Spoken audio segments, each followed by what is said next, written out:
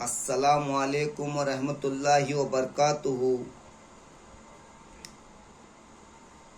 میں نے اپنا وجود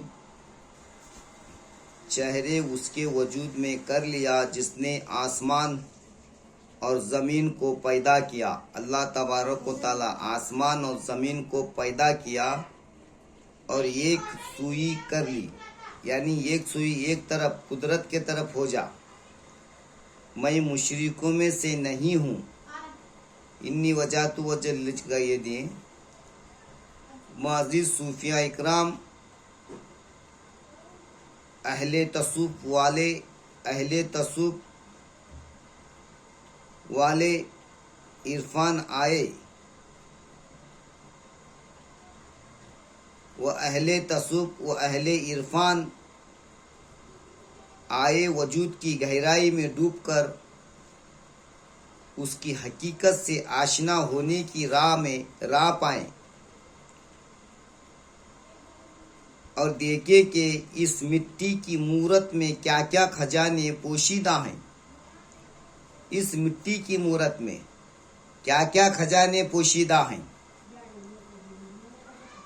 کیونکہ تصوف کے دائرے سے یہ بھی کہہ سکتے ہیں قدرت کا مکمل نظام اسی انمول وجود پر کھڑا ہے، اسی وجود پر کھڑا ہے۔ لیکن وجود کا بیان کوئی آسان بیان نہیں۔ کرامت آسان ہو سکتی ہے، چلا آسان ہو سکتا ہے، لیکن یہ وجود کو سمجھنا، اس پر سنبھلنا، اس کو ٹھہرا کرنا، یہ بچوں کا کھیل نہیں ہے۔ تو اسی لیے اللہ والے کیا بول رہے ہیں، وجود کا بیان کوئی آسان بیان نہیں ہے۔ یہ ایک حمق یعنی ناسمجھ، ایک حمق و دکھ باپ اس وجود کی حقیقت کو جاننے اور پہچاننے کے لیے سالہ سال کے مجاہدات اور ریاضت اور تحریر اور تفرید کی ضرورت ہوتی ہے۔ کئی کا تو دین سمجھا نہ کر بولے تو ٹپ بھی ہے، دین سمجھا نہ بولے تو ہر ایک لے کے سمجھ میں آئے تو ٹھیک، سمجھ میں آئے تو تسلیم کرتا ہے، نہیں آئے تو نہیں۔ اسی لیے چند جنے چپ بیٹھے تو دین نہیں پہنچتا نہیں۔ تو کسے کیا دیے اللہ، کسے کیا دیے، اس کے بغیر اس کا سمجھنا مشکل ہی نہیں بلکہ ناممکن ہی ہے۔ یہ وجود کے بغیر اگر سمجھ دوسرا کیا بھی تو ناممکن ہے، بلکہ ناممکن ہی ہوتا ہے۔ اگر کوئی شخص علم روحانیت اور اس کے منازل اور مقامات سے ناواقف ہے، علم روحانیت سے ناواقف ہے، تو اس کے لیے وجود کا بیان اور اس کی حقیقت کیسے معلوم ہوگی کہ وجود کا علم تو ایک گہرا راز ہے۔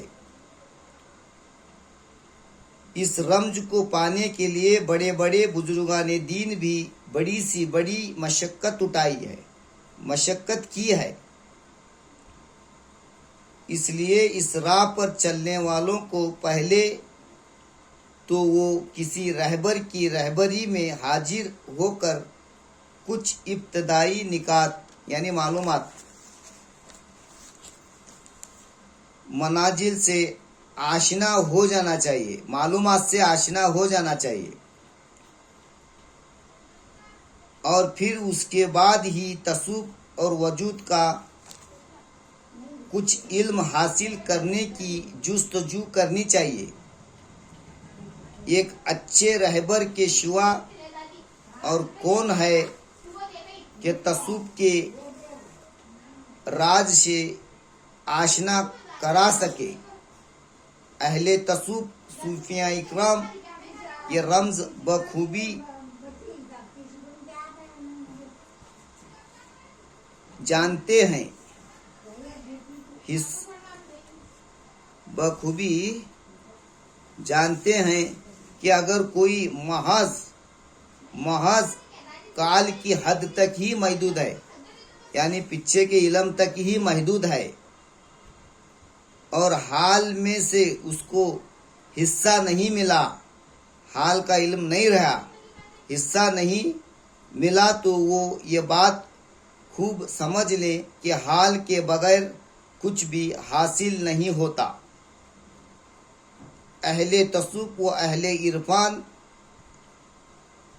इस मंजिल को भी अच्छी तरह जाने के फना फिल्लाह और बका बिल्लाह क्या है, और इन मनाजिल को जो कोई अपने हमेशा के लिए अमल में रखे हुए हैं और उनका अमल उन मनाजिल पर बराबर जारी भी है, वह हमेशा उस धुन में ही लगे हुए भी हैं, तो इन्हें उस अल वजूद के बयान से हमेशा राह मिलेगी। अस्सलामु अलैकुम व रहमतुल्लाहि व बरकातुहू।